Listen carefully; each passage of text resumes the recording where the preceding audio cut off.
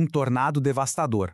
Cidades inteiras em ruínas e, o pior de tudo, vidas perdidas. Hoje, aqui no Opa News BR, a gente vai entender o que aconteceu no Paraná e como uma comunidade inteira está tentando se reerguer depois de uma destruição sem precedentes.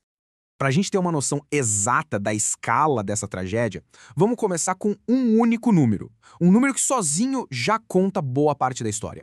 90%. É isso mesmo. Segundo o governador do Paraná, essa é a estimativa da área destruída em Rio Bonito do Iguaçu. Imagina só, é quase uma cidade inteira que foi literalmente varrida do mapa.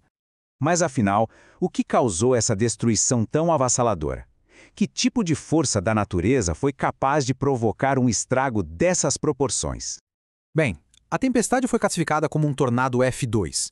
E para a gente ter uma ideia do que isso significa, um tornado F2 é poderoso o suficiente para arrancar telhados, mover carros de lugar e derrubar árvores enormes como se não fossem nada. É uma força realmente assustadora. E a força por trás disso tudo é impressionante. Os ventos chegaram a atingir 250 km por hora. Pensa na velocidade de um carro de corrida, só que em forma de vento, levando tudo que vê pela frente.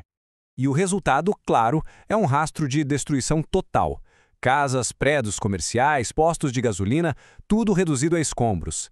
Nem mesmo as duas escolas da cidade escaparam.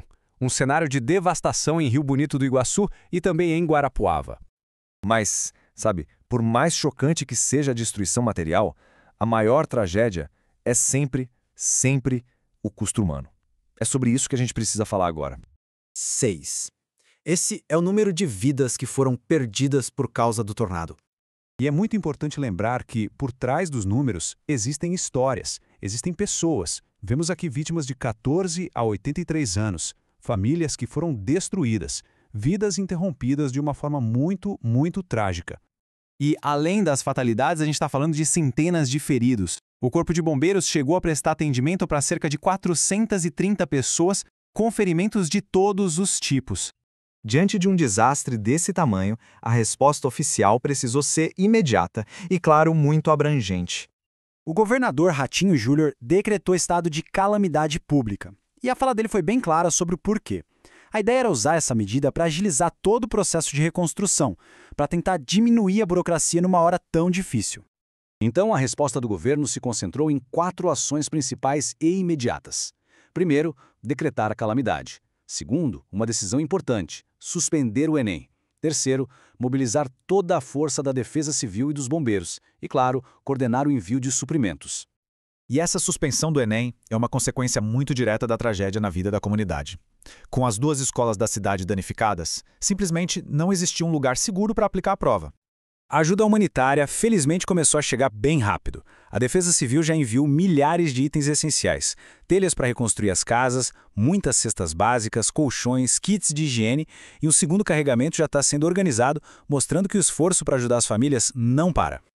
Histórias como essa nos lembram da importância de acompanhar e entender o que acontece no Brasil, né? Para quem valoriza análises diretas e aprofundadas como essa, fica aqui o nosso convite. Se inscreve no canal do Opa News BR no YouTube. Ajuda demais o nosso trabalho a continuar. A resposta é imediata, a ajuda, tudo isso está acontecendo. Mas a reconstrução vai ser um caminho muito longo. E isso nos deixa com uma pergunta que é fundamental. Afinal, como se reconstrói uma cidade e principalmente as vidas das pessoas depois de 90% de destruição? É uma pergunta que vai levar tempo para ser respondida e a gente aqui no Opa News BR vai continuar acompanhando de perto todos os desdobramentos. Então se inscreve aí para não perder. Muito obrigado pela companhia